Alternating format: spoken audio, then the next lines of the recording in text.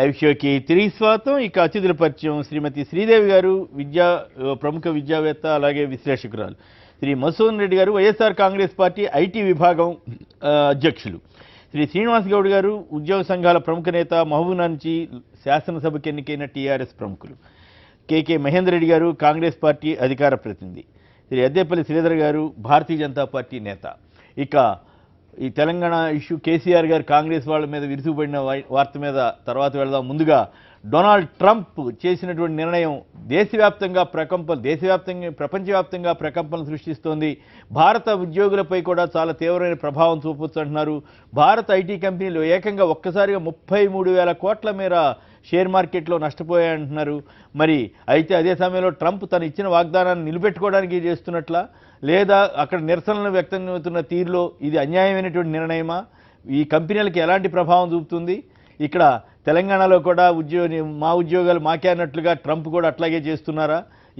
ఏం జరుగుతోంది? మరి దీని ఎఫెక్ట్ మన తెలుగువారు దాదాపు 1,00,000 మంది, 88,000 నుంచి 1,00,000 మంది వరకు ఉండొచ్చు అని అంటున్నారు. కేవలం ఐటీ ఉద్యోగులు మాత్రమే. వారందరి భవిష్యత్తు ప్రమాదం ఉంటుందా, లేక మేధావులు తిరిగి వెనక్కి వచ్చి భారత అభివృద్ధికి ఉపయోగపడే అవకాశం ఉంటుందా? ముందుగా శ్రీదేవి గారు తన విశ్లేషణ చెప్తారు.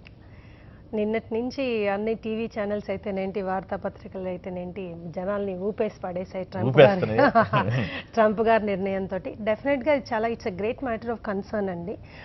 ప్రతి సంవత్సరం కూడా అమెరికాకి దాదాపు 65,000 ప్లస్ H1B వీసాలు ఇష్యూ అవుతాయి. ఇందులో 70% భారతీయులే, 70% మంది భారతీయులే. అలాగే అక్కడ చదువుకోవడానికి వెళ్ళే విద్యార్థుల్లో కూడా అత్యధికులు భారతీయులు. ఆ భారతీయుల్లో అత్యధికులు తెలుగు తెలుగు వాళ్ళు అనమాట. అది ఆంధ్రప్రదేశ్ అయితేనేంటి, తెలంగాణ అయితేనేంటి. మీరు అక్కడ ఆల్రెడీ H1B తోటి సెటిల్ అయిన వాళ్ళని చూస్తే 3,35,000 మంది ఐటీ ఇంజనీర్లు ఉన్నట్టు ఒక గణాంకాలు తెలుపుతున్నాయని. అందులో ప్రముఖంగా ఉన్న వాళ్ళందరూ కూడా భారతీయులే అని. ఇక్కడ దీన్ని 2 విధాలుగా చూడాలండి. బిల్లు అయితే పెట్టడం జరిగింది. మరి ఈ బిల్లు నిజంగా అప్రూవ్ అవుతుందా, అది లా రూపం తీసుకుంటుందా లేదా అన్నది మాత్రం ఇమీడియట్గా మనం చెప్పగలిగింది కాదండి. It will definitely take time. కాకపోతే ఏంటంటే దీని ప్రకంపనలు ఎంత బలంగా ఉన్నాయి అన్నది 3 గంటల వ్యవధిలో 33,000 కోట్ల ధనం, 5 మేజర్ ఐటీ కంపెనీల ధనము 3 గంటల రూపాయల్లో 3 గంటల్లో 33,000 కోట్లు హరించుకుపోయిందంటే ప్రకంపనలు ఎంత గట్టిగా ఉన్నాయి అన్నది మనం గమనించాల్సిన విషయం. ఒకటి, 1,30,000 కోట్ల జీతాలతోటి మన వాళ్ళు అక్కడికి వెళ్ళడం సాధ్యం. డాలర్లతోటి మనం అంటే ₹1,00,00,000 జీతం కింద లెక్క. ₹1,00,00,000 జీతంతో మన వాళ్ళు అక్కడికి వెళ్ళడానికి ఆ స్థాయిలో ఉన్న వాళ్ళనే రాణిస్తారంటే డెఫినెట్ గా సంఖ్య తగ్గుతుంది అనేది మనకు ఒకటి. సంఖ్య పూర్తిగా జీరో అవుతుంది అని మనం అనలేమండి. డెఫినెట్ గా మెరిట్ ఉన్న వాళ్ళు they will get there jobs, that is not the point. అయితే ఇక్కడ మీరు గమనిస్తే అక్కడ ఉద్యోగాలు పొందే వాళ్ళలో పెద్ద ఐటీ దిగ్గజాల్లో పొందే వాళ్ళు 60 నుంచి 65% ఉంటే, చిన్న ఐటీ కంపెనీల్లో కూడా ఉద్యోగాలు పొందే వాళ్ళు 35 నుంచి 40% ఉన్నారు. ఇప్పుడు ఈ చిన్న కంపెనీలు బాగా దెబ్బతినే అటువంటి అవకాశం, చిన్న కంపెనీలు. ఎందుకంటే వాళ్ళు $130,000 ఇచ్చే పరిస్థితి అనేది ఉండదు. ఇంకోటి, ఈ బాడీ షాపింగ్ ఏదైతే ఉందో, ఈ కన్సల్టెంట్స్ ఎవరైతే వీళ్ళని ఇక్కడి నుంచి తీసుకెళ్లి అక్కడ నుండి ఏదో ఒక ఉద్యోగంలో వాళ్ళని పెట్టి ఏదో విధంగా వాళ్ళని సెటిల్ చేయాలని చూస్తారో అక్కడ కూడా దెబ్బ పడేటటువంటి అవకాశం ఉంది. ఇది ఒక విధంగా ఉంటే, ఆల్రెడీ H1B వీసా వచ్చి అక్కడ ఉన్న వాళ్ళది ఏవైతే వెరిఫికేషన్ ప్రాసెస్ స్టార్ట్ అవుతుందో, ఈ వెరిఫికేషన్ ప్రాసెస్ కూడా చాలా పెయిన్ఫుల్ ప్రాసెస్. వాళ్ళ కాగితాలు తీసుకుని వాటిని వెరిఫికేషన్ కోసము అవసరమైన టైం కంటే ఎక్కువ చేసినప్పుడు ఏమవుతుందంటే జీతాలు ఆగిపోవడము, ఆదాయం ఆగిపోవడం. అయితే వాళ్ళ డైలీ ఖర్చుల కోసం ఇబ్బంది పడ్డము, పిల్లల ఫీజుల కోసం ఇబ్బంది పడ్డము, వాళ్ళు ఆల్రెడీ కొనుక్కున్న ఇళ్లకి ఈఎంఐలు కట్టడం కోసం ఇబ్బంది పడ్డము, ఇలాంటివన్నీ జరుగుతున్నాయి. సరే, ఇవి రొటీన్ గా జరిగే ప్రొసీజర్సే అని ఎంత మన వాళ్ళు సర్ది చెప్పడానికి ప్రయత్నం చేసినా ఇవి రెండు కూడా అక్కడ చాలా గట్టిగా జరిగాయి. దీని ప్రభావం, పరిణామాలు చెప్పారు. మీరు ట్రంప్ నిర్ణయాన్ని సమర్థిస్తారా, వ్యతిరేకిస్తారా? ఇప్పుడు ఒకటండి, రీజనల్ ఫీలింగ్ అనేది ఎక్కడ కూడా రాకూడదు. ప్రతి రాష్ట్రంలో కూడా సమతుల్యం అనేది మొదటి నుంచి పాటిస్తూ రావాలి. కాకపోతే అమెరికా మన పరిస్థితులు గమనించినట్లయితే ఇటువంటి ఐటీ రంగంలో కావాల్సినటువంటి నిపుణత అమెరికన్లలో లోపించింది అనేది ప్రపంచవ్యాప్తంగా తెలిసిన విషయమే. ఆ నిపుణత లోపించినప్పుడు బయట వాళ్ళని రానియకుండా వాళ్ళ స్వంత వాళ్ళలోనూ ఆ నిపుణత పెంచే ప్రయత్నం చేయనప్పుడు అది డెఫినెట్ గా ట్రంప్ కొంత వాళ్ళ స్వదేశంలోనే వ్యతిరేకత ఎలక్షన్ మేనిఫెస్టో చెప్పిందే కదా మరి. రీజనలిజం ఏంటంటేనండి ఇమోషనల్ పాలిటిక్స్ అండి. ఇమోషనల్ పాలిటిక్స్ అవి లాజికల్ మనం పాలిటిక్స్. తెలంగాణలో చూసాం మా ఉద్యోగాలు మాకన్నారు. ఇప్పుడు మరి అక్కడ ఇక్కడ తెలంగాణ విషయం వేరండి, అమెరికా విషయం వేరు. అమెరికాలో ఏంటంటే అమెరికన్లకి నిపుణత లోపం కారణంగా వాళ్ళు వేరే వాళ్ళని తెచ్చి ఆ ఉద్యోగాలు చేయించుకోవాల్సి వచ్చింది. కానీ మన దగ్గర ఏంటంటే అది దానికి దాఖలాలు ఉన్నాయి. ఒక రకమైన వివక్ష జరిగింది అనడానికి అది ఒక రోజు 2 రోజుల్లో ట్రంప్ ఎలక్షన్ కోసం తీసుకున్న మేనిఫెస్టో కాదు కదా, కొన్ని సుదీర్ఘ పోరాటం అది. తెలంగాణ అనేది చాలా సుదీర్ఘమైన పోరాటం అది. దాని కొంచెం మనకి ఇక్కడ రెలెవెన్స్ ఉంది కాబట్టి డెఫినెట్ గా చాలా మంది ట్రంప్ ని కేసీఆర్ గారితో పోల్చడం జరుగుతుంది. ఎందుకంటే సిమిలర్ పందాలో పైకొచ్చారు కాబట్టి. ఎందుకంటే మన ఉద్యోగాలు మనకే. డెఫినెట్ గా అమెరికన్లలో ఈ రోజు మా ఉద్యోగాలు, మా డబ్బు, మా ఇది విదేశీయులు పట్టుకు వెళ్తున్నారు అనేటటువంటి అసంతృప్తి బాగా ఉంది. ఆ పాయింట్ ఆయన క్యాష్ చేసుకుని పైకి వచ్చారు. సరే, అసంతృప్తి పొందడం కొన్ని తగ్గించడం కోసం వాళ్ళలో మెరిట్ ని పెంచడం కూడా ఒక నిపుణుడు మధుసూదన్ రెడ్డి గారు చెప్పండి, ఏమిటి ట్రంప్ కేసీఆర్ ఇవన్నీ ఒక ఆస్పెక్ట్ అయితే నిజంగా సమర్థనీయమా, వ్యతిరేకించాలా? ఇటువంటి ఇండియా మీద చాలా తీవ్రమైన ప్రభావం ఉంటుంది. డొనాల్డ్ ట్రంప్ ఆయన ఎన్నికల ప్రచారంలో భాగంగా మొదటి నుంచి 2 slogans, buy American, hire American అని. ఒక్క నిమిషం మీరు మాట్లాడారు ముందుగా. రామకృష్ణ గారు విశాఖపట్నం నుంచి, ఇందాక ప్రకాష్ గారు అట్లాంటి ట్రై చేశారు కానీ కట్ అయింది. రామకృష్ణ గారు విశాఖపట్నం నుంచి చెప్పండి, డొనాల్డ్ ట్రంప్ నిర్ణయాన్ని సమర్థిస్తారా, వ్యతిరేకిస్తారా? ఆయన తీసుకునే నిర్ణయం అయితే 100% రైట్ అండి. రైటా? ఎందుకు? వాళ్ళ దేశం కోసం వాళ్ళు తీసుకుంటున్నారండి. తీసాం తెలంగాణలో కేసీఆర్ కూడా అదే మాట అన్నారు, మాకు నీళ్ళు ఉద్యోగాలు బయట వాళ్ళకి ఇస్తాము, బయట వాళ్ళకి మీరు ముందైతే మేము అన్నారండి. బేసిక్ గా దేశం మన దేశంలో ఉండే మన వాళ్ళే ఇలా మాట్లాడుకునేటప్పుడు వాళ్ళు మాట్లాడడం తప్పేముందండి? మన దేశ రాజకీయ నాయకులకు బుద్ధులు ఉండాలండి. వేరే వాళ్ళ మీదకి వెళ్ళండి, వేరే వాళ్ళ దేశాల మీద ఆధారపడండి, అక్కడ మీకు బోల్డ్ అవకాశాలు ఉన్నాయి. చెప్పడం మన దేశంలో బోల్డ్ అవకాశాలు ఉన్నాయి చెప్తున్నారండి. మరి మన వాళ్ళకి నష్టం జరుగుతుంది అంటున్నారు కదా. కరెక్టే, మన వాళ్ళకి నష్టం జరుగుతుంది అంటున్నారు కదా. నష్టం ఏమి జరుగుతుందండి? ఇక్కడ రమ్మనండి, అంతకంటే లాభాలు ఉన్నాయి మన రాజకీయ నాయకులు ఇస్తే మన వాళ్ళకి. సో ఇక్కడే చేయమంటారు ఆ పని ఏదో. రైట్, బాగుంది. రైట్. బేసికల్ గా డొనాల్డ్ ట్రంప్ ఆయన ఎన్నికల ప్రచారంలో భాగంగా ఆయన స్లోగన్స్ ఏంటంటే బై అమెరికన్, హైర్ అమెరికన్ అనే నినాదంతో వెళ్ళాడు. ఆయన సక్సెస్ అయ్యాడు. అందులో భాగంగా ఏదైతే హామీలు ఇచ్చాడో దాన్ని అమలు పరిచే దిశగా నిన్న కొన్ని నిర్ణయాలు కావచ్చు, లేకపోతే నిన్న కాంగ్రెస్లో ఈ బిల్లు H1B నాన్ ఇమిగ్రెంట్ వీసాకు సంబంధించిన బిల్లులు ఏవైతే పెట్టారో దాంట్లో ముఖ్యమైన సవరణలు 2. ఒకటి వచ్చేసి మాస్టర్ డిగ్రీ మ్యాండేటరీ చేస్తూ ఒకటైతే మాస్టర్ డిగ్రీ, రెండవది వచ్చేసి $65,000 నుంచి $65,000 నుంచి $130,30,000 శాలరీ హైక్ చేయడం, అంటే 200% పైన హైక్ చేయడం అనేది రెండో సవరణ కావచ్చు. లేకపోతే ఇంకా ఇటువంటి సవరణలు చాలా ఉన్నాయి. అంటే బేసికలీ ఒబామా గవర్నమెంట్లో ఏదైతే డిపెండెంట్స్ అంటే H1B వీసాకు ఆధారపడిన వాళ్ళ భార్య స్పౌస్కి డిపెండెంట్స్కి కూడా వాళ్ళకి ఎంప్లాయ్మెంట్ ఆథరైజేషన్ కూడా ఇవ్వడం జరిగింది 4 సంవత్సరాల కిందట. సో అంటే ఇప్పుడు H1B హోల్డర్స్ ఎంతమంది జాబ్ కోల్పోతున్నారో వాళ్ళ డిపెండెంట్స్ కూడా అంతమంది కోల్పోతున్నారు అనేది కూడా మనం గమనించాలి. ఆల్మోస్ట్ అంటే మొత్తం ఫ్యామిలీ అంతా వెనక్కి రావాల్సిన పరిస్థితి ఉంది. వచ్చేయాలండి. అంటే రెట్రాస్పెక్టివ్ గా పెడతారా, ఫ్యూచర్ ఇది పెడతారా? బేసికల్ గా ఇంకా క్లారిటీ లేదు. అంటే ఎగ్జిస్టింగ్ ఉన్న దానిలో కూడా ఖచ్చితంగా దీన్ని ఏవైతే హోమ్ల్యాండ్ సెక్యూరిటీకి సంబంధించిన ఎవరైతే ఉన్నారో వాళ్ళని కూడా ఎంక్వైరీకి వేయడం జరుగుతుంది. అంటే ఆ ప్రాసెస్ H1B ప్రాసెస్ నిబంధనలు అన్ని కరెక్ట్గా ఉన్నాయా లేదా అనేది కూడా వెరిఫై చేయాలనేది వాళ్ళది సవరణలో ఒకటి భాగం. సో ఈ విధంగా ఒక H1Bనే కాకుండా ముఖ్యంగా అందరికంటే ముఖ్యంగా ఎఫెక్ట్ అయ్యే వాళ్ళు student visas, F1 visas. Student వీసాలు చదువుకోవడానికి కదా, మాస్టర్స్ అయిపోయిన తర్వాత ఆప్షనల్ ట్రైనింగ్ అనేది ఒక పీరియడ్ ఉంటుంది. ఆప్షనల్ OTP అనేది ఇప్పుడున్న ప్రకారం 29 నెలల వరకు టైం ఉండొచ్చు అక్కడ. సో ఆ టైంలో వాళ్ళు ఆప్షనల్ ట్రైనింగ్ అయిపోయిన తర్వాత H1Bకి అప్లై చేసుకోవచ్చు. ఇప్పుడు ఆప్షనల్ ట్రైనింగ్ 29 నెలల నుంచి 1 ఇయర్కి తగ్గించాలనేది సవరణ బిల్లులో పెట్టారు. అంటే 1 ఇయర్ పెట్టినప్పుడు ఆ పీరియడ్ అనేది H1B పికప్ కాకపోవచ్చు. ఎందుకంటే మనకు ఉండేది ఓన్లీ 65,000 ఓన్లీ ఉంటే H1B మనకు 3 లక్షలు 4 లక్షల మంది మనకు అప్లై చేస్తున్నట్టు. సో H1B పికప్ అయ్యే పరిస్థితి ఉండదు. సో అటువంటి పరిస్థితుల్లో వాళ్ళు బ్యాక్ ఖచ్చితంగా రావాల్సింది వస్తుంది. సో ముఖ్యంగా అంతకంటే ముఖ్యంగా ఎఫెక్ట్ అయ్యేది స్టూడెంట్స్.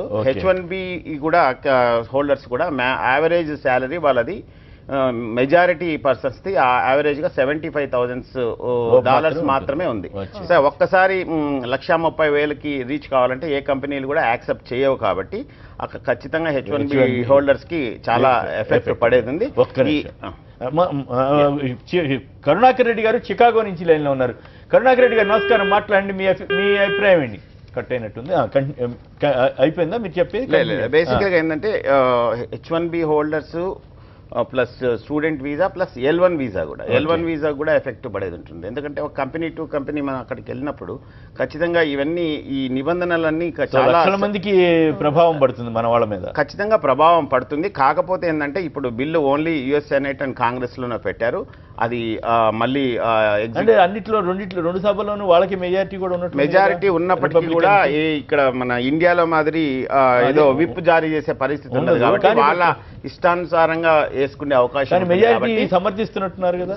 సమర్థిస్తారా లేదా అనేది చూడాలి. ఖచ్చితంగా దీని మీద ఒక చర్చ ఉంటుంది, ఒక ఓటింగ్ ఉంటుంది. ఒక ఏదైనా ఒక బిల్లు రూపంలో చట్టం రూపంలో కన్వర్ట్ కావాలంటే, బిల్లు చట్టం రూపంలో కన్వర్ట్ కావాలంటే కనీసం 9 నెలలు పడుతుంది.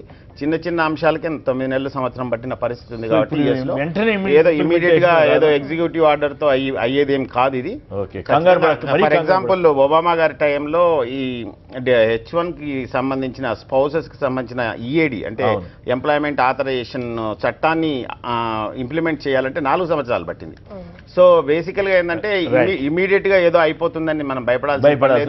ఖచ్చితంగా సూర్య గారు మినియాపోలిస్ అమెరికా నుంచి మాట్లాడుతున్నారు. సూర్య గారు నమస్కారం, మీరంతా ఎట్లా ఫీల్ అవుతున్నారు? ట్రంప్ నిర్ణయం మీద మీ అభిప్రాయం ఏంటి? సూర్య గారు మాట్లాడండి ప్లీజ్. మీరు ఎట్లా ఫీల్ అవుతున్నారు? ట్రంప్ అవకాశం ఇస్తే నేను మొత్తం ఫుల్ లెంగ్త్ లో చెప్పగలుగుతారండి అసలు అంటే ఏం జరిగింది, ఎందుకు ఇలా అవుతుంది అన్నది విషయం చెప్పండి. మొట్టమొదటిగా ఏమైందంటే 1998లో ఎప్పుడో అసలు ఈ బిల్ అంటూ పాస్ చేసినప్పుడు చాలా తక్కువ డాలర్లు అంటే $60,000 వేజ్ లిమిట్ అంటూ సెట్ చేసి అప్పట్లో ఈ బిల్ పాస్ చేశారండి. ఇప్పటి వరకు దాన్ని మళ్ళీ అసలు అమెండ్మెంట్ చేయకపోవడం వల్ల మనం దాన్ని ఇప్పుడు ఏమైందంటే 2 చేతులు కలిసిన చప్పట్లు అన్నట్టు అటు అమెరికన్ కంపెనీలు ఇటు ఇండియన్ కంపెనీలు కలిసి చేసిందండి. ఇందులో ఏదో మనం ఒక్కళ్ళమే ఆ లూప్ హోల్స్ ఏదో వెతుక్కుని భారతీయులను H1 మీద తీసుకొచ్చారన్న తప్పు. అటువైపు ఆ కంపెనీలు కూడా లాభార్జన కోసం ఏం చేశారంటే, అవును మా ఎంప్లాయీస్ ని తీసేసి మేము అక్కడి నుంచి ఇండియాలో పెట్టుకుంటే లేదా ఇండియన్స్ ని ఇక్కడ తెప్పించుకుంటే మనకి తక్కువ డాలర్ లో పని అయిపోతుంది కదా అన్న ఉద్దేశంతో వీళ్ళు స్టార్ట్ చేశారండి. ఇప్పుడు ఏంటంటే ట్రంప్ గారు స్టార్ట్ చేసింది ఏంటంటే బేసిక్ గా ఇక్కడ ఉన్న వాళ్ళకి ఉద్యోగాలు కల్పించాలి అంటే ఎవరెవరున్నారు వాళ్ళు ఏం చేస్తున్నారు అన్న దాంట్లో ఈ H1B ద్వారా మనం ఎక్కువ సంపాదిస్తున్నారు, మన పిల్లల కంటే వీళ్ళు ఎక్కువ సంపాదిస్తున్నారు అన్నది వాళ్ళు అదొకటి గ్రహించారండి. ఉన్న వాళ్ళకి ఉద్యోగం పోవడం ఒక ఎత్తు, మళ్ళీ వాళ్ళ పిల్లలు కంప్యూటర్ ఇంజనీరింగ్ చదువుకున్న వాళ్ళు వీళ్ళ మించి మనం సంపాదిస్తున్నాం అనమాట అండి. ఫైనల్ గా చెప్పండి, అసలు మరి మెజారిటీ భయపడుతున్నారా లేదు ఇబ్బంది ఉండదు అనుకుంటున్నారా? భయం అయితే ఉందండి. టు బి ఆనెస్ట్ అయితే నిజంగా భయం అయితే ఉంది. ఎందుకంటే దీని వల్ల ఉద్యోగాలు పోయే అవకాశం ఉంది. ఇప్పుడు కొత్త చోట్లకి వెళ్ళి అప్లై చేస్తే ఏమంటారంటే ఈ వీసా ఇష్యూస్ అవి ఉన్నాయి, మనం ఇండియన్స్ ని పెట్టుకోకూడదు అనే ఒక ప్రభావం అయితే పడేది ఉంది. అండ్ ఇంకొక విషయం చెప్తానండి, ఏంటంటే ఇప్పుడు ఇందాక మీరు 33,000 కోట్లు ఎంతో మనకి ఇదేదో అయింది అని చెప్తున్నారు కదా, వీటిలన్నిటికీ కారణం ఏంటంటే ఇన్వెస్ట్ చేసినప్పుడు ఎవరైనా సరే ఆ కంపెనీ ప్రాఫిట్స్ లోకి వెళ్తుంది అనుకుని చేస్తాం. ఇప్పుడు ఈ TCS లు ఇన్ఫోసిస్ మనం వీళ్ళందరూ ఏం చేశారంటే అండి చాలా తక్కువ రేటుకి పని చేయిస్తారండి మన ఇండియన్ ఎంప్లాయీస్ చేత, చాలా తక్కువ రేటుకి. ఇప్పుడు సడన్ గా ఈ రేటు పెరిగిపోవడం వల్ల వాళ్ళు ఇప్పుడు ఏదైతే ఒప్పుకున్న వర్క్ కాంట్రాక్ట్ వర్క్ ఉంటుందో అది ఆపేయలేరు మధ్యలో. సో ఇప్పుడు ఆ వర్క్ చేయించాలంటే లాస్ట్ చేతిలో డబ్బులు పెట్టుకుని చేయించాలి. అంటే వెంటనే ఇంప్లిమెంటేషన్ రాకపోవచ్చు అంటున్నారు కదా. వెంటనే అంటే ఇప్పుడు రైట్ అవే రేపు పొద్దున్నే రాదు, బట్ ఎనీ కాస్ట్ రేపు పొద్దున వాళ్ళు ఆ బిజినెస్ ని కంటిన్యూ చేయాలంటే ఇప్పుడు ఇంతమంది ఎంప్లాయీస్ పెట్టుకుని మరి రేపు పొద్దున బిజినెస్ రన్ చేయాలంటే ఇప్పుడు ధన్యవాదాలు. శ్రీనివాస్ గౌడ్ గారు ఏం చెప్పండి, ఏంటి మన లెక్కే నడుస్తున్నట్టుంది అమెరికాలో కూడా? నడవట్లేదా? అంటే మీరు కూడా మా ఉద్యోగాలు మాకే అన్నారు కదా, ఇప్పుడు అమెరికా వాళ్ళని ఇప్పుడు మనం ఎట్లా తప్పుపడతాం అమెరికాని? అది మన తెలుగు వాళ్ళు ఎంతో మంది నష్టపోతున్నారట. వాళ్ళు ఎలక్షన్ మేనిఫెస్టోలో పెట్టుకున్నారు. అవును, ఇక్కడలా కాదు, ఇక్కడ ఇంటికి ఉద్యోగం ఇస్తాం, ఇంటికి కంప్యూటర్ ఇస్తాం, ఇంటికి వచ్చి తిని పెడతాం అని అంటారు. ఇక్కడ అమలు చేయకుండా నడుస్తుంది. ఇక్కడ అక్కడ ఒక ఎలక్షన్ మేనిఫెస్టోలో చెప్పిన తర్వాత అది యాక్చువల్గా కంపల్సరీ అమలు చేస్తారు. వాళ్ళు చేయకపోతే కూడా వాళ్ళ మీద కేసులు పెడతారు. అక్కడ చట్టపరమైనటువంటి యాక్షన్ కూడా తీసుకోవడానికి అవకాశం ఉంది. అక్కడ ఇక్కడ అది వేరు పరిస్థితి, అక్కడ వేరు. ఇక్కడ ఎలక్షన్ అంటే ఇంటింటికి ప్రచారాలు చేసి రకరకాల ఇండియాలో ఉన్నాయి డెమోక్రసీలో. అక్కడ అట్లా లేదు. వాళ్ళు టీవీల ద్వారా చర్చల ద్వారా ఒక గంట సేపు మాట్లాడుకుంటారు. ఎవరెవరు ఎజెండా ఏంది, ఏం చేస్తారు రేపు ఫ్యూచర్ అని చెప్తే దాన్ని ప్రజలు తప్పు పట్టాలా తప్పు పట్టకూడదు అనే సమస్య వచ్చింది. తప్పు అసలు తప్పు ఎట్లా పడతారు, పెట్టడానికి అవకాశం లేదు. అని ఎలక్షన్ ముందు క్లియర్ నష్టం జరుగుతుంది, సింపతి చూపించాలి కదా. ఒక్కటి ఆయన వ్యక్తిగతంగా ఆయన ముందుగానే క్లియర్గా నేను గెలిచినట్లయితే ఇది చేస్తా అని చెప్పిండు. అమెరికన్స్కి ఒక అభద్రతా భావం, వాళ్ళ యొక్క పరిస్థితి తప్పది. వాళ్ళు అవసరం అన్నప్పుడేమో మన ఇండియాని వాడుకున్నారు. ఇది ఒక ఐటీ కంపెనీ కాదు, ఇక్కడ ఒక సైంటిస్టులు కానీ డాక్టర్లు కానీ ఏ రంగం చూసుకున్నా, ఎక్కడ చూసుకున్నా, ఏది చూసినా కూడా ఈరోజు అమెరికా అంటే ప్రపంచవ్యాప్తంగా ఎందుకు పేరు వచ్చిందంటే అక్కడ అడ్వాన్స్ టెక్నాలజీ ఉంటుంది. ఐటీ కావచ్చు, లేకపోతే ఫార్మస్యూటికల్ కావచ్చు, అన్నీ కూడా. ఇక్కడ హైదరాబాద్లో ఉండేటువంటి మల్టీ డ్రగ్స్ అన్నీ కూడా అమెరికాకి పోతాయి, ఇక్కడ నుంచే పోతాయి. వాడు బ్రాండ్ మార్చుకొని పంపుతాడు. ఇక్కడ అక్కడ సైంటిస్ట్ కూడా మనోళ్ళే ఉంటారు. కాకపోతే అమెరికాలో వైద్యం కానీ, అమెరికాలో ఉన్నటువంటి మెడిసిన్ కానీ, ఆ డాక్టర్స్ కానీ అంటే ప్రపంచవ్యాప్తంగా ఎవరు ఏమైనా కూడా అమెరికా పోతే అది అడ్వాన్స్ అనేది ఇది అనమాట. అంటే అవసరం ఉన్నప్పుడేమో మొత్తం క్రీమ్ అంతా కావాలి వాళ్ళకు, అన్ని దేశాల క్రీమ్ అంతా కావాలి. అక్కడ వీళ్ళ పేర్లు పెట్టుకొని వాళ్ళు డెవలప్ అయ్యారు. ఇప్పుడు అయిన తర్వాత అక్కడ ఉన్నటువంటి వాళ్ళు ఏమో పని చేయలేరు, ఇంత హార్డ్ వర్క్ చేయలేరు, వాళ్ళకి అభద్రత, మేము పని చేయలేము. వీళ్ళు మన వాళ్ళు ఈడ పని చేయరు, కానీ దూరం పోయినప్పుడు మాత్రం మా పని చేయరు, ఇక్కడ సరిగ్గా పని చేయరు. అంటే రియల్గా చెప్తున్నా. ఇప్పుడు ఈడ చదివిస్తామండి గవర్నమెంట్ స్కూల్లో, గవర్నమెంట్ కాలేజీలో, లేకపోతే డాక్టర్ అంటే కూడా ఒక వ్యక్తి మీద దాదాపు ₹1,00,00,000 పైన ఖర్చు అవుతుంది. అది ప్రభుత్వ ధనమే. మెడికల్ కాలేజ్ గురించి చెప్తున్నా, మెడికల్ కావచ్చు, ఐటీ కూడా, ఐటీ కంపెనీలు ఏదైనా కోటి ఏం ఖర్చు పెట్టట్లేదు గవర్నమెంట్స్. ₹1,00,00,000 ఎక్కడ ఖర్చు పెడుతున్నారు? మెడికల్ కాలేజ్కి ఒకటే ఖర్చు పెడతారు, మిగతాటికి 5,000, 10,000, 50 లక్షలు. మీకు అవకాశం మీరు చెప్పండి. మెడికల్ చెప్తున్నా, ఓ సైంటిస్ట్ కావాలన్నా ఏదైనా కూడా గవర్నమెంట్ ఇంతో అంతో ₹1,00,00,000 డాక్టర్కి అయినప్పుడు మనం ఇక్కడ ఖర్చు పెడతాం ₹1,00,000 అవుతుంది కదా. మనం చదువుకున్న క్రీమ్ అంతా ఎవరంట జస్ట్ కొంచెం చదువుకున్న వాళ్ళందరూ కూడా ఇంటర్మీడియట్ లో ఫస్ట్ ర్యాంక్ వచ్చిందంటే వాడు ఫస్ట్ అమెరికా కనబడుతుంటాడు. నేను అమెరికా పోవాలి, ఫ్లైట్లో వెళ్ళిపోవాలి, అని ఉండాలి, చదువుకోవాలి. చదువుకున్నాడు వాళ్ళని చదువుకుని మళ్ళీ వాపసు వస్తారంటే చదువుకున్న వాళ్ళందరూ ఎక్కడ పోతారు. అంటే ఈ ఇండియా క్రీమ్ అంతా, ఈ ప్రాంత క్రీమ్ అంతా అక్కడే పోతుంది. మీరు సమర్థిస్తున్నారా? అంటే ఇప్పుడు ఈ నిర్ణయం తప్పది. అంటే కొత్తగా రానియకుండా ఏదైనా ఆంక్షలు పెడితే బాగుండేది. కానీ ఇప్పుడున్న వాళ్ళ వరకు స్థిరపడ్డారు వాళ్ళు. లేదు ఇప్పుడు వాళ్ళ భార్యలు ఇప్పుడు 3-4 కాదు, ఇప్పుడు వచ్చేదాని ప్రకారం ఇప్పుడు శ్రీనివాసరావు గారు, ఇప్పుడు ఈడ ఒక్కరు సంపాదిస్తే 10 మంది తిన్నా నడిచిపోతుంది. అక్కడ ఎంతమంది ఉంటే అంతమంది సంపాదించాల్సిందే. పిల్లలు చదువుకుంటే కూడా ఉద్యోగం చేయాల్సిందే, భార్య కూడా ఉద్యోగం చేయాల్సిందే, ఎవరు బట్టలు వాళ్ళు ఉతకాల్సిందే, ఎవరు బాత్రూమ్ వాళ్ళు కడగాల్సిందే. ఇక్కడ వేరు అక్కడ వేరు పరిస్థితి. అక్కడ నుంచి ఈడ వస్తాడు, రోజు అదే పని చేసుకుని వస్తాడు. కానీ ఈడ మాత్రం ఓ చెంబు కూడా తీసి పక్క పెట్టాడు. మళ్ళీ రాగానే మారిపోతుంది పరిస్థితి.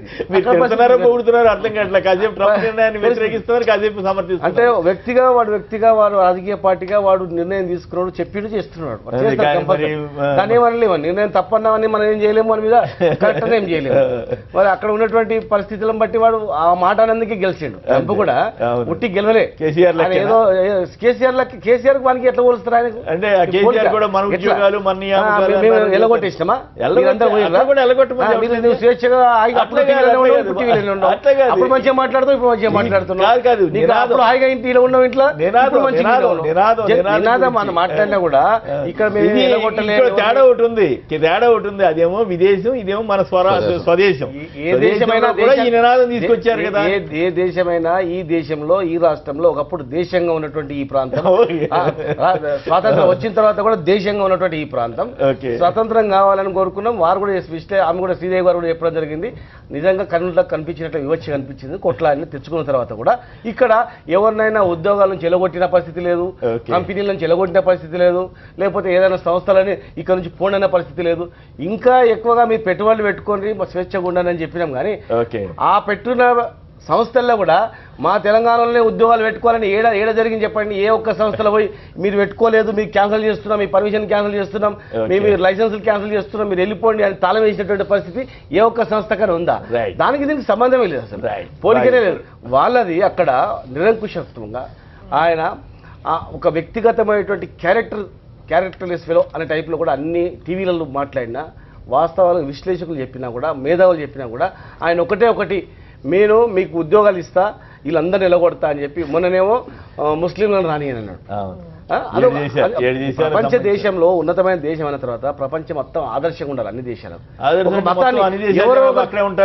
ఎవరినో ఒకరు చేసే తప్పుకు నాకు సందేహం, దేశాల జనాభా ఒప్పుకుంటుంది. మరి ఇన్ని రోజులు ఎందుకు పెట్టింది, ఆంక్షలు ఎందుకు పెట్టి లేదు, ఎందుకు పెట్టలేదు? మరి ఇన్ని రోజులు ఆ దేశానికి ఏమో కావాలన్నప్పుడు మొత్తం వీళ్ళ మేధస్సు మొత్తం కావాలి, తెలివితేటలు కావాలి, వాళ్ళు ఓన్లీ బ్రాండ్ పెట్టుకొని వాళ్ళు మొత్తం చేసుకోవాలి ప్రపంచాన్ని శాసించినట్లు. ప్రపంచంలోనే ఇప్పుడు ఏంది, ఎవరు ఏ దేశమైనా కూడా మీ సంగతి చూస్తామనే నిరంకుశత్వంతో పెద్ద హోదాతో అన్ని దేశాలు కూడా గౌరవించే స్థాయి, బెదురుకునే స్థాయిలో ఈరోజు ఉందంటే ప్రతిది కూడా అనురంగం నుంచి మొదలుకుంటే ప్రతి ఒక్కటి కూడా అన్నిట్లో అది అగ్రగామిగా ఉండడానికి కారణం ఏంటంటే అన్ని దేశాల యొక్క మేధస్సు ఇవాళ వాళ్ళ భార్యలు పిల్లలు వాళ్ళందరూ డిపెండెన్స్ పోయి ఆడ పోయినారు. ఇప్పుడు వాళ్ళు వచ్చి ఏం పని చేసుకోలేరు, ఇక్కడ ఉద్యోగం చేసుకోలేరు, ఇక్కడ బతకలేరు. మరి వాళ్ళ పరిస్థితి ఏంది? ఫ్యూచర్ సడన్గా నువ్వు నిర్ణయం తీసుకోవడం వల్ల వీళ్ళ పిల్లలందరూ కూడా ఆడ పోయి చదువుకోవాలనుకుంటారు. చదువుకుంటే ఉట్టి చదువుకుంటే కదా, ఎంత కోటీశ్వరుడైనా కూడా చదువుకుంటూ మళ్ళీ ప్రైవేట్లో ఉద్యోగం చేసుకుంటారు. చేసుకొని ఆయన జీవన శైలి మారిపోతుంది అక్కడ.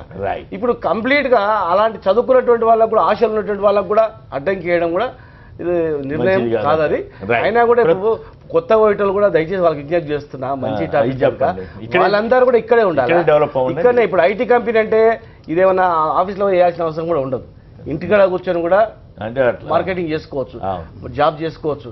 మీరు కూడా కొత్తగా మీరు కనుక్కోండి, మేధావులందరూ కూడా ఇక్కడనే ఐటీ హబ్ మొత్తం టోటల్ ఇండియానే అనండి. హైదరాబాద్లోనే తెలంగాణ కాకపోవచ్చు, ఇంకేదో ఉన్నది కదా, బెంగళూరు డెవలప్ చేయండి, తెలంగాణ డెవలప్ చేయండి. ఇక్కడ నుంచి పోయి ఆడనే పోయి ఉండాలనే డిపెండ్ కాకండి. ఇట్లా డిపెండ్ అయ్యేటోళ్ళకి ఇట్లా బుద్ధి ఎప్పుడో ఒకసారి ప్రాబ్లం అవుతుంది. అదే ఇక్కడ పెట్టుకున్నాం అనుకో అవసరం లేదు, మనం అమ్మనాయన చూసుకోవచ్చు, భార్య పిల్లలను చూసుకోవచ్చు. ముసలాళ్ళంతా ఇక్కడ, పిల్లలంతా అక్కడ, పెద్ద పెద్ద పోయాడు ఉంటాడు కానీ వాళ్ళ తల్లిదండ్రుల బాధ ఏముంటది, వాళ్ళ బంధువుల బాధ ఈ రకంగా అయితే మంచి పరిణామం అవుతుంది. కానీ మరి మన వాళ్ళు ఇబ్బందులు పడతారనేదే సమస్య. ప్రతాప్ రెడ్డి గారు కడప నుంచి. ప్రతాప్ రెడ్డి గారు నమస్కారం, మాట్లాడండి. నమస్తే సార్. మీరు ట్రంప్ నిర్ణయాన్ని సమర్థిస్తారా, వ్యతిరేకిస్తారా? సార్ నేను చంద్రబాబు నాయుడు గారికి, ట్రంప్ గారికి వ్యత్యాసం చెప్తాను సార్. మధ్యలో చంద్రబాబు గొడవ ఎందుకు సార్? అట్లానే కదా సార్, ఇప్పుడు చంద్రబాబు నాయుడు గారు ఆ రోజు ఉద్యోగాలు ఇస్తారని చెప్పి ఎట్లనేదో ట్రంప్ గారు వాళ్ళ దేశంలో వాళ్ళు నిరుద్యోగులందరికీ ఉద్యోగాలు ఇస్తామని చెప్పాడు కదా. అవును. ఇప్పుడు ట్రంప్ నిర్ణయము ఆయన ఆయన ఆయన చేస్తున్నారు కదా. ఇప్పుడు ఆయన చెప్పిన దానికి ఆయన హామీ ప్రకారం చేస్తున్నాడు, ఈయన చేయట్లేదు అంటారు. చేస్తున్నాడు ఈయన. మన రాష్ట్రానికి వస్తే మన నిరుద్యోగులకు ఉద్యోగం అందరికీ మంచి పాయింట్ చేశాడు కదా. అవును, బాబు వస్తే జాబ్ వస్తుంది అన్నారు, నిరుద్యోగం ఇస్తా ఉన్నారు, ఇవ్వట్లేదు కదా అని. మన ఇన్వెస్టర్స్ మీట్ పెట్టారు కదా విశాఖపట్నంలో. మీరు ఇన్వెస్ట్మెంట్ పెట్టినా ఏం పెట్టినా మీరు ఏం చెప్పారు? చంద్రబాబు వస్తే జాబ్ వస్తుంది, జాబ్ రాకపోతే 2000 రూపాయలు గుర్తిస్తా ఉన్నారు. ఎవరికైనా ఒక్కరికైనా ఇచ్చారా? అతను అడిగిన దాంట్లో తప్పే ఉందా? అంటే ఎన్నికల మేనిఫెస్టోలో ఆయన శ్రీనివాస్ గౌడ్ గారు అన్నట్టు ఎన్నికల మేనిఫెస్టో ఇంప్లిమెంట్ చేయట్లేదు. ఆంధ్రలో వేరే రాష్ట్రం వాళ్ళు పనిచేస్తారు కదా, ఆంధ్రలో వేరే రాష్ట్రం వాళ్ళు పనిచేస్తే పంపించి చంద్రబాబు నాయుడు అంత ఆంధ్రలో పనిచేస్తుంది. ఎన్నికల హామీ గురించి ఇదంతా. రైట్, మహేంద్ర రెడ్డి గారు చెప్పండి, ఏమిటి కేసీఆర్ గారికి ఆయనకి సంబంధం లేదంటున్నారు? ఉండదు, ఎందుకు ఉంటుందండి కేసీఆర్కి? అంతేనా? కేసీఆర్కి దానికి సంబంధం కాకపోతే ట్రంప్ ఏ డెసిషన్ తీసుకుంటే అది 100% నేను సమర్థిస్తాను. 100% సమర్థిస్తాను. ఓకే. అమెరికా అనేది admixture of all races and migrants place, ఇది ల్యాండ్ ఆఫ్ మైగ్రెంట్స్. ఆ దేశ చరిత్రనే ఆ విధంగా ఉంది. ఉన్నప్పుడు అనేకమైన దేశాల వాళ్ళు వెళ్ళారు, అనేకమైన పదవుల గురించి కానీ వాటి గురించి కానీ వెళ్ళి అక్కడ వాళ్ళ జీవన విధానాన్ని కొనసాగిస్తున్న తరుణంలో వాళ్ళ సెక్యూరిటీకి వాళ్ళకి ఎప్పుడైతే థ్రెట్ వచ్చిందో తప్పకుండా ట్రంప్ వచ్చింది కూడా. ఇంతకుముందు మధుసూదన్ రెడ్డి గారు మాట్లాడుతూ బై అమెరికన్ హైర్ అమెరికన్ నినాదం వచ్చిండు. కాబట్టి ఆ డెసిషన్ తీసుకున్న వ్యక్తిగా నేను తనని ముందుగా అభినందిస్తున్నాను. ఎందుకంటే చెప్పిన మాటను, ఎలక్షన్లో చెప్పిన మాటను భారతదేశ చరిత్రను తీసుకున్నట్టయితే మనం, ఎందుకంటే ఇక్కడే కన్ఫర్మ్ చెప్తున్నా, ఎలక్షన్లో అనేకమైన మేనిఫెస్టోలో పెడతాం, మనం రాసి పెడతాం. ఇంకా మనం రాసి పెట్టిన వాటి దేన్ని కూడా ఎలక్షన్ రిజల్ట్ వచ్చిన తెల్లారే మర్చిపోతుంటాం, సందర్భాన్ని బట్టి అవసరాన్ని బట్టి మర్చిపోతుంటాం. ఇవన్నీ కూడా సహజం. ఇవాళ నేను సీనియర్ దానికి తర్వాత పోతే ఇప్పుడు, ఎందుకంటే ఈ టాపిక్ వస్తుంది కాబట్టి. అమెరికాలో ఉన్న వాళ్ళందరూ కూడా సరే అమెరికాలకు ఉద్యోగాలు ఇవ్వాలి, వాళ్ళ యొక్క సెక్యూరిటీ జీవన విధానాన్ని మెరుగుపరచాలనే ఉద్దేశం కూడా అని చెప్పచ్చు. 65,000 అనేది ఇప్పుడున్న జీవన విధానంలో తక్కువ అవ్వచ్చు, $60,000 అనేది 1,30,000 అయితేనే బాగుంటది అనే ఉద్దేశం ఉండొచ్చు. జీవన ప్రమాణం కాదు, అప్పుడు కంట్రోల్ అయిపోతుంది. అడ్వాంటేజ్ తీసుకుని ఏ విధంగా దాన్ని అడ్జస్ట్ దాన్ని కూడా ఆయన ఒక దాని కింద తీసుకోవచ్చు. ఎందుకంటే ఇండియన్ కంపెనీస్ అనేకమైన పోయి అక్కడ వాళ్ళ అవకాశాలను దెబ్బ తీసుకుంటూ వస్తున్న తరుణంలో ఏదైతే ట్రంప్ తీసుకున్న నిర్ణయాన్ని నేను 100% సమర్పిస్తున్నాను. ఒకే ఒక వ్యక్తిని చూశాను ఇక్కడ నేను. ఏదైతే ఎలక్షన్ మేనిఫెస్టోలో హామీ ఇచ్చారో ఆ హామీని ప్రమాణ స్వీకారం రోజు నెరవేర్చిన వ్యక్తిని ఒకరిని చూశాను నేను. ఎవరు? దివంగత ముఖ్యమంత్రి వైఎస్ రాజశేఖర రెడ్డి గారు. అది రైతుల రుణమాఫీ కానివ్వండి, ఎలక్ట్రిసిటీ బిల్ల మాఫీ కానివ్వండి చేసిన వ్యక్తి ఒక. అంటే ఆ విధంగా చెప్పి కాన్ఫిడెన్స్ కల్పించాలి. ఎందుకంటే ఒక నాయకునిగా ముందుండి నడిపించాల్సిన బాధ్యత తన పైన ఉంటుంది. కాబట్టి అమెరికన్లో ఒక రకమైన ఆత్మాభిమానం ఉంది. కాబట్టి ఆ ఆత్మాభిమానాన్ని కానీ వాళ్ళ యొక్క మనోధైర్యాన్ని కానీ పెంచే పరిస్థితుల్లో ఇలా ట్రంప్ డెసిషన్ తీసుకున్నాడు. సరే మధుగా అక్కడ ఉన్న లా పర్మిట్స్ వాళ్ళకు ఉన్నాయి. ఎప్పుడు చట్టం అవుతుంది, ఏ విధంగా చట్టం అవుతుంది అనేది అర్థం. అంటే ఎన్నికల హామీ అమలు చేసే తీరు ఒక పద్ధతి కాదని అట్లా కానీ, బట్ ఇప్పుడు ఆల్రెడీ ఉన్న ఎంప్లాయీస్ కానీ లక్షల మంది విదేశాల్లో వాళ్ళంతా వాళ్ళ హ్యూమన్ యాంగిల్ కూడా చూడాలి కదా అనేది దానికి కూడా వస్తుంది. నేను అందుకే ముందు ఏమన్నా ఇవాళ ఎలక్షన్ హామీ వరకే నేను సమర్థించాను. ఓకే, ఎలక్షన్ హామీ వరకే సమర్థించిన. దాని తర్వాత తీసుకున్నట్టయితే దాని పరిణామాలు. ఎందుకంటే అమెరికాకు ఉన్న చరిత్ర ఏంటంటే, అమెరికాని ముందుగానే చెప్పాను నేను, land of migrants and admixture of all races. అంటే ఎక్కడెక్కడలో ఉన్న వాళ్ళు అక్కడ అవకాశాల కొరకు పోయిన దాన్ని ముందుగా వాళ్ళు ప్రోత్సహించారు. ఇవాళ ప్రపంచం ఒక చిన్నది గుప్పిట్లో ఉన్నది వాళ్ళు. కాబట్టి ఆ ప్రపంచం ఒక చిన్న గుప్పిట్లో ఉన్నప్పుడు అందరూ కూడా అక్కడికి వెళ్ళుకుంటూ పోతున్నారు. నువ్వు ఎందుకంటే ఆశ కల్పించినావు, అవకాశాలు ఇచ్చినావు. ఆశ కల్పించి అవకాశాలు ఇచ్చినప్పుడు చాలా మంది అక్కడికి అవకాశాల కొరకు ఆశతో పోయినరు. కొందరు అవకాశం కొరకు పోయినరు, కొందరు ఆశతో పోయినరు, కొందరు అక్కడ ఉన్న రంగుల ప్రపంచాన్ని ఊహించుకొని పోయిన కొందరు. ఇటువంటి వాళ్ళు చాలా మంది ఉన్నారు. ఇలా బీఈలో చేరిన కాగానే ఏమంటే అమెరికా ఫస్ట్ ఒక విద్యార్థి చదువుతుండు అని అవగాహన వచ్చిందనగానే అమెరికా పోవాలి. నేను అమెరికాలో ఏది ఉంటుంది, ఒకటి క్లబ్ గురించి ఆలోచిస్తాడు, ఒకటి పబ్ గురించి ఆలోచిస్తాడు, ఇంకో దాని గురించి ఆలోచిస్తాడు. కాబట్టి ఈ విధానాన్ని ఇక్కడ పుట్టగానే విద్యార్థుల ఒక అవగాహన రాగానే వస్తుంది. దానిలో పోయిన వాళ్ళందరూ కూడా వివిధ రకాలకి పోయి అక్కడ ఏదో ఒక సెటిల్ అయిపోయి దాన్ని డౌన్ చేయడానికి కూడా ఉపయోగపడే దాన్ని అవకాశంగా తీసుకుని ఇండియన్ కంపెనీస్ కూడా అక్కడ అనేక మందిని కూడా వాళ్ళ లాభాల కొరకు అర్జన కొరకు వాడుకున్న విధానం ఉంది. ఎప్పుడైతే అమెరికాలో అవకాశాలు ఉన్నాయో భారతదేశంలో గ్రామీణ ఆర్థిక వ్యవస్థ చాలా బాగుపడ్డది. ఓకే, అది కొంత బెటర్. భారతదేశంలో ఇక్కడ వ్యవసాయం కుంటుపడ్డ తరుణంలో, ఇక్కడ ఆర్థిక పరిస్థితి అస్తవ్యస్తంగా ఉన్న తరుణంలో ఇక్కడ నుంచి పోయిన పిల్లలు వాళ్ళ తల్లిదండ్రులను ఆదుకోవడానికి చాలా మందికి చాలా రకాలుగా ఉపయోగపడదు. అది ఒక రకంగా నష్టం కూడా జరిగింది. ఎందుకంటే తల్లిదండ్రులకు దూరంగా ఉండిపోయింది, ఇలా ప్రేమ కాబట్టి ఈ వ్యవస్థ తప్పకుండా గ్రామీణ ఆర్థిక వ్యవస్థ పైన దెబ్బతీస్తుంది.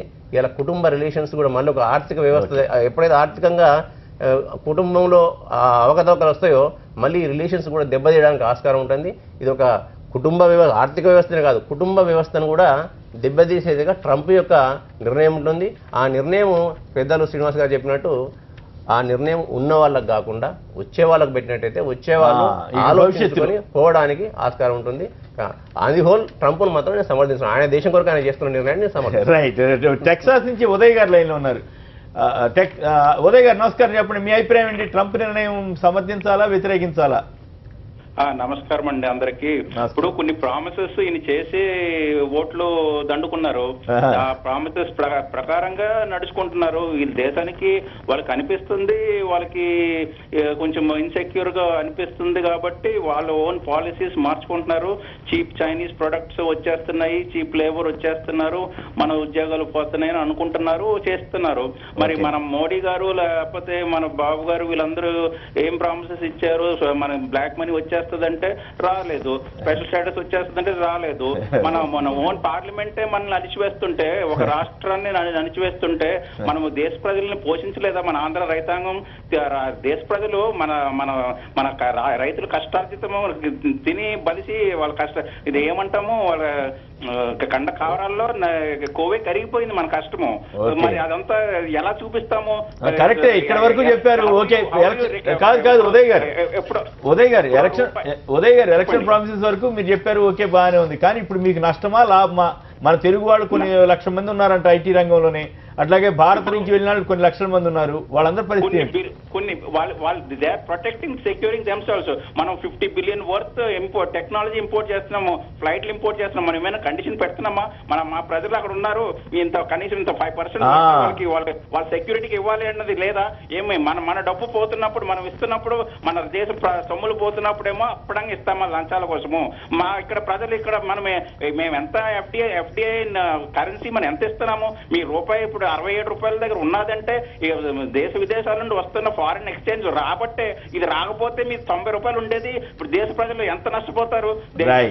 విజువలైజ్ మీకు ఇప్పుడు కరెక్టే, కానీ మీరు వ్యతిరేకిస్తారా సమర్థిస్తారా ఫైనల్ గా చెప్పండి. పరిస్థితులు తయారు చేశారు, కానీ కరప్షన్ లేకపోతే we are the gods. NRIs are the foreign exchange వస్తుందంటే వీఆర్ ది గాడ్స్. కరప్షన్ తో నలిగిపోయింది. కరెక్టే, మీరు చెప్పేది బాగానే ఉంది, కానీ మీరు ఫైనల్ గా ట్రంప్ నిర్ణయాన్ని వ్యతిరేకిస్తారా సమర్థిస్తారా? They are doing it for themselves అండి. మనము 80 లక్షల కోట్లు మన దేశం దాటిపోయినప్పుడు, ఏ పట్టింపు లేనప్పుడు మనము ఎంత you are able to live with peace. Okay, ధన్యవాదాలు. శ్రీధర్ గారు మీరేమంటారు? అంటే ఏదైతే 65,130 చేశారన్నారండి, అది డిస్కషన్లో వెళ్ళి అంతవరకు పెంచకపోవచ్చు అండి. అంటే మనం అనుకున్న విధంగా అంత డిస్కషన్స్ జరుగుతాయి కదా. That is going to happen. That is major component. అంటే ఈ డబ్లింగ్ ఎఫెక్ట్, ఇది tentative suggestion. Then number of ఏవైతే వీసా H1B ఎప్పుడైతే చాలా రోజుల నుంచి లిమిట్ ఏదైతే ఉన్నదో, ఈ డిస్కషన్స్ అయిన తర్వాత కూడా కొంత పెంచుతారు, కేటగిరీస్ కూడా పెట్టబోతున్నారండి. అంటే ఇప్పుడు ఏంటంటే ర్యాండమ్గా $60,000 ఒకటే పెట్టి అబోవ్ ఉన్న వాళ్ళందరినీ కూడా వీసా ఇచ్చేవారు. దాని నెంబర్ ఆఫ్ క్వాంటమ్ మీద ఈ పరిణామాలు ఇవన్నిటి వల్ల ఏంటంటే అవుట్ సోర్సింగ్ కూడా ఛాన్స్ వస్తుంది అన్నమాట. ఎందుకంటే ఆల్రెడీ యూఎస్లో ఉన్న గూగుల్ కానీ మిగతా 4 కంపెనీలు ఆల్రెడీ ఛాలెంజ్ చేశారు. ఎందుకంటే ఇమీడియట్గా ఏదైనా ఇబ్బంది కలుగుతుందని చెప్పి ఎప్పుడైతే ఛాలెంజ్ చేస్తారో వాళ్ళ పార్లమెంట్ బోత్ హౌసెస్లో డిస్కషన్ జరిగిందో, ఏవైతే డ్రాస్టిక్ స్టెప్స్ తీసుకున్నారో అంత ఆ విధంగా తీసుకోకుండా కొంచెం సాఫ్ట్ అని అయిపోతుంది. మేజర్గా ఇబ్బంది ఏంటంటే ఇమిగ్రెంట్స్ ఎక్కువ శాతం ఉన్నారు అమెరికాలో. మెక్సికన్స్, లేకపోతే చైనీస్, ఇండియన్స్, దాని తర్వాత యూరోపియన్స్, ఈ సిరియన్స్, వీళ్ళందరూ వస్తున్నారు. వీళ్ళని ఏ విధంగా, ఇదంతా కూడా గవర్నమెంట్ మీద భారం ఉన్నది కాబట్టి దాన్ని ఎలా తగ్గించుకోవాలనేది మేజర్గా ఆయన ప్లాన్ చేసేది. ఒకటి, ఉద్యోగాలు ఈ విధంగా కంట్రోల్ చేసినా కూడా మేజర్గా ఇమిగ్రెంట్స్ ఉన్నారు. ఈ ఇమిగ్రెంట్స్, ఇల్లీగల్ ఇమిగ్రెంట్స్ ఏంటంటే స్టేటస్ లేకుండా H1 కానీ ఇవన్నీ సబ్మిట్ చేసుకుని ఇల్లీగల్గా ఉంటారు అనమాట. చిన్న ఉద్యోగాలు చేస్తూ ఉంటారు. సో ఈ చిన్న ఉద్యోగాలకి తక్కువ శాలరీకి చేస్తూ ఉంటే అమెరికన్స్ ఎక్కువ లోకల్స్, నేటివ్స్కి ఉద్యోగాలు లేకుండా ఉన్నాయి. వారు ఇమీడియట్గా ఇది ఏది చేసినా కూడా ఇది ఎలా డిస్కషన్ అవుతుంది కాబట్టి ఈ H1 వీసా అంటే దొరికే వ్యక్తులు, అంటే వాళ్ళకి ఒక అడ్రస్ ఉంటుంది, ప్రూఫ్ ఉంటుంది కాబట్టి వాళ్ళు దొరుకుతారు, వాళ్ళు ఎంక్వైరీ చేస్తారు.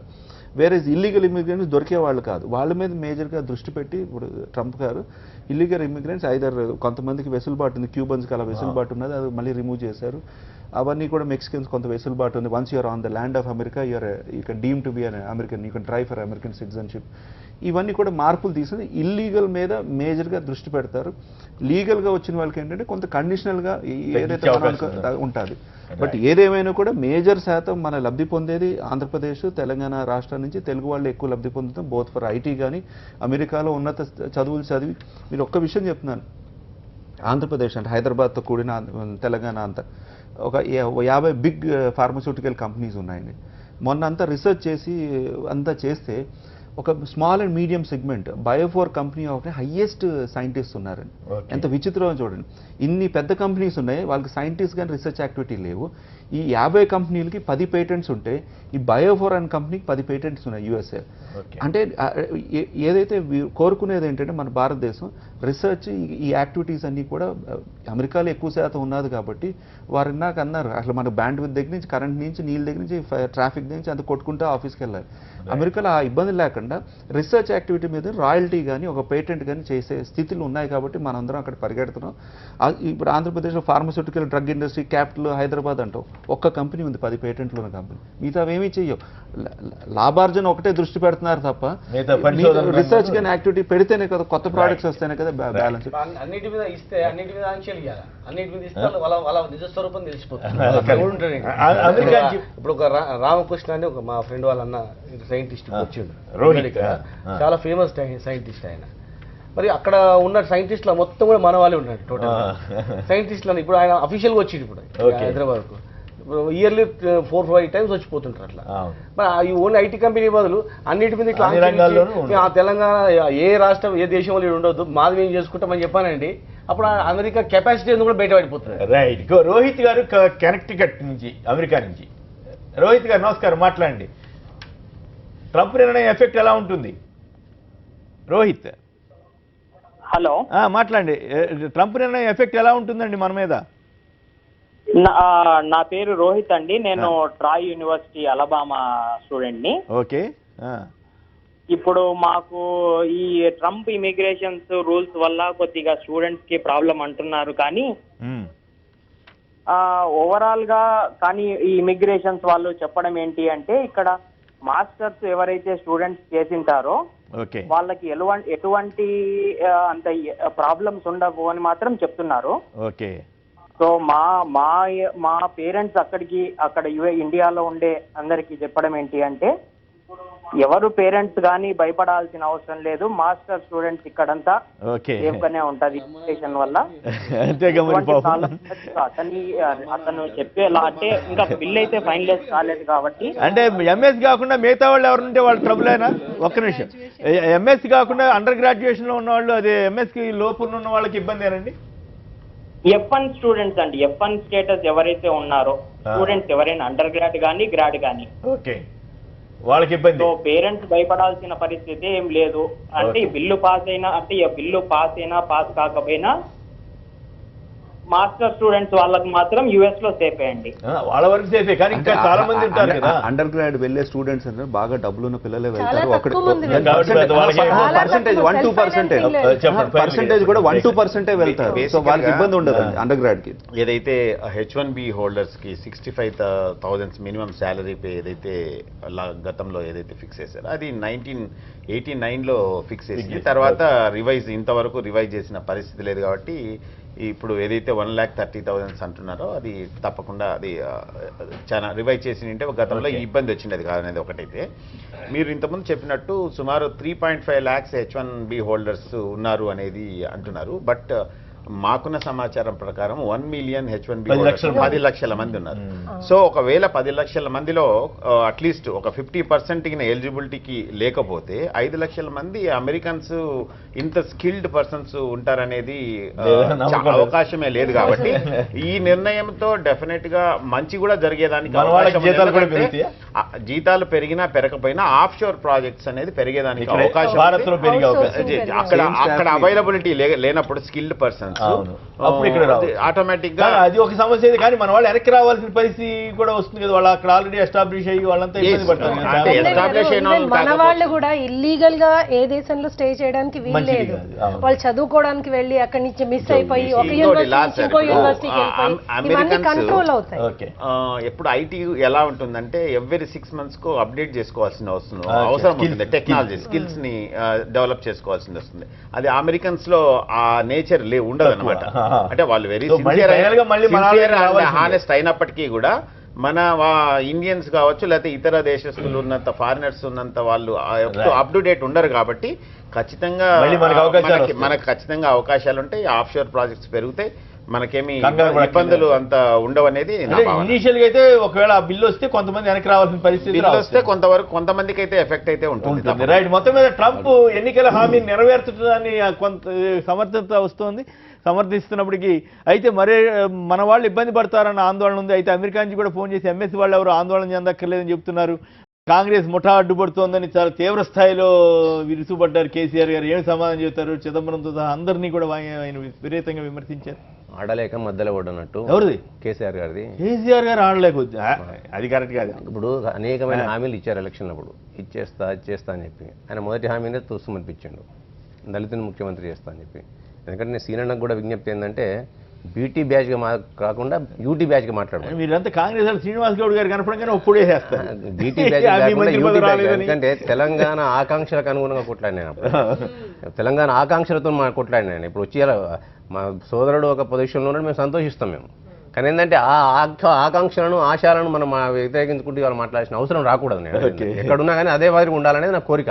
ఇప్పుడు నేను ఎక్కడున్నా తెలంగాణ వైఎస్ఆర్సీపీ ఉన్నప్పుడు తెలంగాణ వారికి ఉన్నాను, అట్లనే కంటిన్యూ అదే ప్రాంతంతో బయటకు వచ్చాను. కాబట్టి తెలంగాణ ఆకాంక్షలకు ఆశయాలకు అనుగుణంగానే ఉండాలి తప్ప వేరేది కాదు. ఆ రోజు అధికారం రావడం కొరకు ఇప్పుడు చేస్తుంది ఏంటంటే కేసీఆర్ గారు అధికారమే పరమావధిగా పనిచేసినట్టు అవుపడుతుంది వాళ్ళ.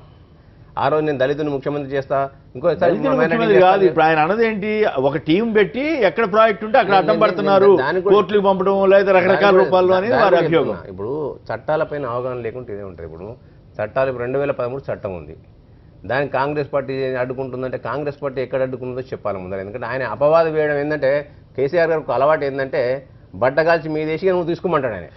దానిలో ఒక బ్యాచ్ను తయారు చేసిండు ఆయన మొత్తం. ఆయన ఒక కాలేజీ పెట్టిండు, మాటల గారడి గాలను తయారు చేసి ఒక కాలేజీ పెట్టిండు, పిట్టల దొరలను తయారు చేసిండు, అందరు పిట్టల దొరలను తయారు చేసిండు, అందరు పిట్టల దొరలనే తయారు చేసిండు. ఆ టీఆర్ఎస్ పార్టీలో ఉండి ఎవరైతే మాట్లాడుతుండ్రో ఇలా తెలంగాణ ఆకాంక్షలకు అనుగుణంగా పనిచేయని వాళ్ళని అందరినీ అందులోకి తీసుకొని ఆ బ్యాచ్లకు మాటలు నేర్పించి మాటల గారడి బ్యాచ్ లో శ్రీనివాస్ గౌడ్ గారు ఉన్నారు. యూటీ బ్యాచ్ నేను అన్న యూటీ బ్యాచ్ అందుకే ముందే అన్న ఇప్పుడు కూడా ఒక బ్యాచ్ తయారు చేసుకున్నాను చెప్తున్నాను. తయారు చేసుకొని శ్రీనివాస్ గౌడ్ గారిని ఎందుకు పెట్టుకోలేదు? ఆ కుటుంబ సభ్యులతో సహా ఆ నలుగురితో సహా ఇంకొంతమందిని తయారు చేసుకొని ఉసిగొల్పే ప్రయత్నం చేస్తున్నాను. ఇలా కొంతమంది నేను మాట్లాడడం చూస్తే కోదండరామ్ గారి గురించి మాట్లాడడం చూస్తే కోదండరామ్ గారు ఏమన్నారు, ఇదే అన్నారు, అబద్ధాలు చెప్పుకుంటూ నడిపించుకుంటున్నారు, దీనికి ఆంధ్రోళ్ళకి ఇస్తున్న కాంట్రాక్ట్లు ఇవన్నీ కూడా చెప్పుకుంటూ వచ్చినాయి. చెప్పుకుంటూ వస్తే మొన్న ఆయన చూసి నేను మాట్లాడాను చూస్తే నాకే నవ్వొచ్చింది. ఏమంటే బయోడేటా ఫామ్ పక్కన పెట్టుకొని ఉన్న పార్టీ ఆఫీసులోనే తిరిగి నాకు బీఫామ్ ఇమ్మని చెప్పి, ఎవరు పేర్లు ఎందుకు కానీ ఉన్న పార్టీ ఆఫీసులోనే తిరిగిన వాళ్ళు, ఎవరైనా తిరిగిన వ్యక్తి వాళ్ళ కోదండరామ్ గారిని విమర్శించే పరిస్థితి చెప్పరాదా? పేర్లు చెప్తే బాగుండదు, ఎందుకంటే అందరికి సంబంధాలు ఉంటాయి, వాళ్ళకి అర్థమైపోతాయి, వినోళ్ళకి అర్థమైపోతుంది. ఇప్పుడు మాకు అర్థం కావట్లేదు. 2013 చట్టాన్ని కాంగ్రెస్ ప్రభుత్వం యూపీఏ గవర్నమెంట్ 2013 చట్టాన్ని తీసుకొచ్చింది. ఆ 2013 చట్టం ప్రకారం మాకు పరిహారం ఇవ్వమని చెప్పి ప్రజలు కోరుకుంటారు. ఎవరైతే ఊస్టీస్ ఉంటారో వాళ్ళందరూ కోరుకుంటారు. దాని యొక్క 2013 చట్టాన్ని అమలు చేయమని చెప్తే మహబూబాబాద్ నుంచి మనోహర్ రావు గారు, మహబూబాబాద్ నుంచి మనోహర్ రావు చెప్పండి, కేసీఆర్ గారు ఆరోపణ సమర్థిస్తారా? హలో మనోహర్ గారు మాట్లాడండి సార్. ఒక 2 విషయాలు సార్. ట్రంప్ విషయం ఇంతకు ముందు డిస్కస్ చేశాను కదా, ఒక విషయం. ట్రంప్ వారి కంట్రీ గురించి వాళ్ళు తీసుకున్నటువంటి నిర్ణయం కరెక్ట్ సార్. ఇల్లీగల్ గా పోయినటువంటి వాళ్ళకి మాత్రమే ఇబ్బంది అంటున్నారు మాకు అర్థమైనంత వరకు, కనుక అది కరెక్ట్. ఎక్కడికి వస్తే మన తెలంగాణ ఆంధ్ర వరకు వస్తే పెద్ద మనుషుల ఒప్పందం ఇంత నడిచేది ఉంటే ఇప్పుడు మన తెలుగు వాళ్ళ మధ్యలో ఈ గొడవలే ఉండకపో, ఫ్రెండ్స్ ఉన్నటువంటి వాళ్ళు. ప్రెసిడెన్షియల్ ఆర్డర్ ఉంది, 10 years జాయింట్ క్యాపిటల్ ఈరోజు అమలు అవుతున్నాయా లేదా, ఎలక్షన్ మేనిఫెస్టో అమలు అవుతుందా సరే, ఒకటి ముఖ్యమంత్రి అని కొన్ని అంశాలు పక్క పెట్టాను. ముఖ్యమంత్రి ఈయననే ఉండాలని పబ్లిక్ కోరుకున్నారు, ఎందుకంటే దళితులు ముఖ్యమంత్రి అయితే దళితులు చేస్తాను కాదు. ఈ సమయంలో ఈ సందర్భంలో రెఫరెండం పెట్టినా దళితులు మాకు వద్దని చెప్పిరా, దళితులు మాకు వద్దని చెప్పిరా ముఖ్యమంత్రి? మీరు మాట్లాడి చెప్తారా? మీరు వినండి వినండి, అరే నువ్వు తప్పు చెప్తే అట్లా కాదు. కాంగ్రెస్ ముఠా అంటే ఆయన ఆయన అంటున్నాడు. ప్రజలు హ్యాపీగా ఉన్నారు, ప్రజలకు ఏమి ఇబ్బంది. ఇప్పుడు నిన్న భక్తుల నిన్న ఖమ్మం పోయినా సార్, నేను కూడా ఖమ్మం వెళ్ళినా. నేను ఒక రోజు ముందే పోయిన వేరే ప్రోగ్రామ్ ఉంటే అక్కడ ప్రజల సంతోషం, అసలు వాళ్ళకు నీళ్లు కూడా లేవు. అక్కడ ఆ వర్షపాతం కూడా తక్కువనంట అక్కడ, అసలు వీళ్ళ ప్రాంతం ఆ పాలేరు పక్కల అయితే నీళ్లు కూడా తాగడానికి కూడా కష్టం ఉన్నటువంటి ప్రాంతంలో ఇవాళ నీళ్లు వస్తుంటే వాళ్ళ సంతోషం, ఆనందం. దాదాపు 70-80 వేల ఎకరాల నీళ్లు 12 నెలల్లో కంప్లీట్ చేసిన ప్రాజెక్టు 10 నెలల్లోనే ఇవాళ కంప్లీట్ చేసుకొని వస్తుందంటే ఇది అదొక్క భక్త రామదాస్ ప్రాజెక్ట్ అనే కాదు, ఈరోజు పాలమూరు రంగారెడ్డి జిల్లా ప్రాజెక్టు కావచ్చు, అన్ని ప్రాజెక్టులు ఇదే విధంగా కొనసాగాలని చేయాలని చెప్తే కాంగ్రెస్ నాయకులు చాలామంది కూడా ఆ రోజు పని చేయనటువంటి వాళ్ళు, ఇంద్రన్న ఆ రోజు కాంగ్రెస్ పార్టీ లేడు ఇవాళ ఉన్నాడు, కానీ చేయనటువంటి వాళ్ళు, మంత్రులు అనుభవించినటువంటి వాళ్ళు ఇవాళ కోట్ల కేసులు వేయించి అటు ప్రోత్సహించి భూసేకరణ నుంచి ఇప్పుడు ప్రాజెక్టు కట్టాలని గాలిలో కడతారా, లేకపోతే ఏదో భూమి మీద కట్టాలా? రైతులకు ఎక్కువ లాభం ఇవ్వడానికి ఆలోచన చేస్తారు ప్రభుత్వం, వాళ్ళని నాశనం చేసి.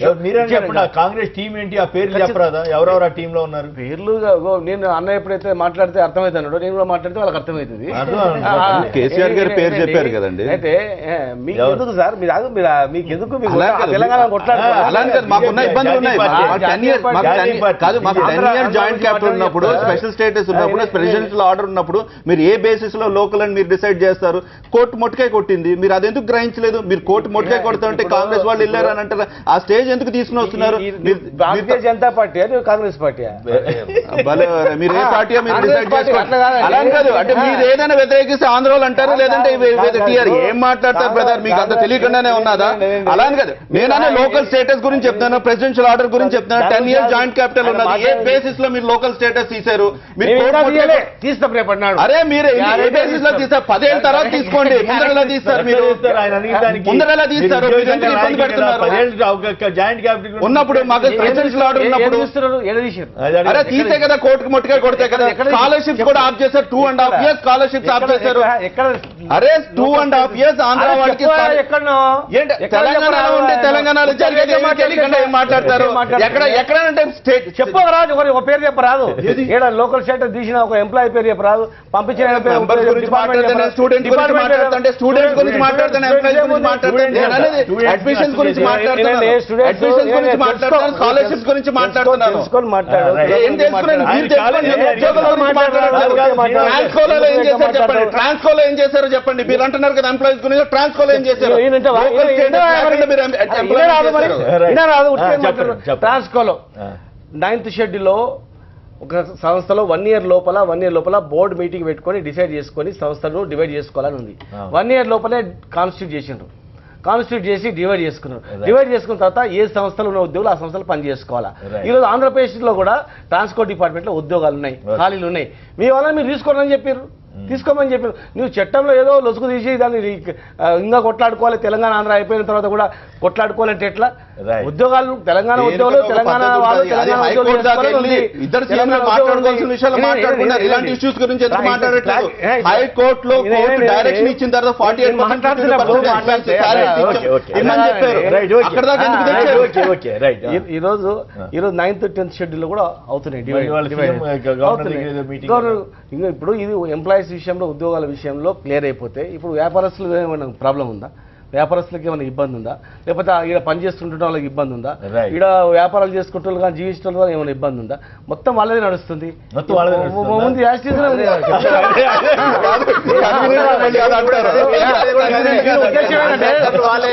ఉద్దేశం ఏంటంటే కొంతమంది నాయకులు వారిని అన్నాను, కొంతమంది నాయకుల ఉద్దేశం ఏంటంటే ఈడ వీళ్ళని గొడవ కావాలి, వీళ్ళ ఫ్యాక్టరీలు సంస్థలను బంద్ చేయాలి, అల్లరి సృష్టించాలి, తెలంగాణ ప్రశాంతంగా ఉండొద్దు,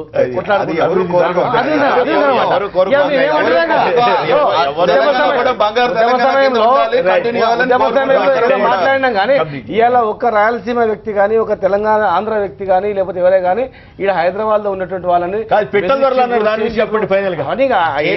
మాట్లాడతారు. ఏంటండి ఈ రోజు కేసీఆర్ గారి పైన విశ్వాసం ఉంది. వారు అంటారు కదా ప్రజలు ఏమన్నా చెప్పిండ్రా ముఖ్యమంత్రిని. దాని తర్వాత చాలా ఎలక్షన్స్ అయినాయి, ఎన్నో బై ఎలక్షన్స్ వచ్చినాయి, తర్వాత ఎన్నో ఎలక్షన్స్ వచ్చినాయి, జిహెచ్ఎంసీ ఎలక్షన్స్ వచ్చినాయి, మున్సిపాలిటీ ఎలక్షన్స్ అన్నీ వచ్చినాయి కదా. ఎక్కడైనా కానీ ప్రజలలో వ్యతిరేకత ఉంటే ఎలక్షన్స్ ద్వారా వాళ్ళు చెప్తారు. నేను చెప్పినావు మాట తప్పినావు, ఈ రకంగా చేస్తలేవు, పని చేస్తలేవు కనుక కేసీఆర్ గారు టీఆర్ఎస్ పార్టీకి ఏ ఎలక్షన్ వచ్చినా కూడా ఈరోజు బ్రహ్మరథ మడుతున్నారు. డిపాజిట్ కూడా వస్తున్న పార్టీల కంటే ప్రజల నాడి కేసీఆర్ గారి పైన ఎంత విశ్వాసం ఉందనేది ఈ భారతదేశంలో ఎలక్షన్ అనేది ఒక ప్రామాణికం ఉంటుందండి. ఎలక్షన్ వచ్చిన తర్వాత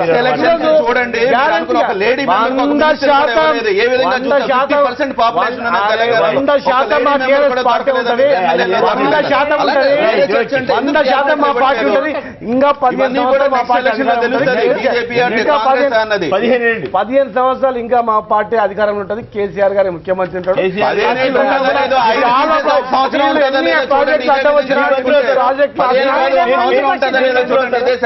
అది మా మంత్రి అయితే కేసీఆర్ గారి పైన ఉంది. అవసరం వచ్చినప్పుడు అవకాశం వచ్చినప్పుడు చేసే వ్యక్తిగతంగా లేదు కాకుండా ఈరోజు తెలంగాణ ప్రాంతంలో ప్రజానీకం మొత్తం కూడా సంతోషంగా ఉన్నారు. అది సంతోషంగా ఉండి ప్రజాదరణ చూసి అదే ఓర్వలేక అదే మా పార్టీలు గణం చేస్తున్నాయి కదా బాధతో వాళ్ళు చేస్తున్న ప్రయత్నాలు తప్ప వేరేం లేదు. సీనన్న చెప్పింది ఏంటంటే కేసీఆర్ గారు ఆంధ్ర పక్షపాతి ఉన్నాడు తప్ప తెలంగాణ ప్రాంత ప్రయోజనం శ్రీదేవి గారు, బసవన్ రెడ్డి గారు, శ్రీనివాస్ గౌడ్ గారు, మహేందర్ రెడ్డి గారు, అదే శ్రీధర్ గారు పలువురు మాట్లాడారు. అందరికీ కూడా ధన్యవాదాలు. ఇది నేటి వార్తా విశ్లేషణ కార్యక్రమం. నమస్కారం.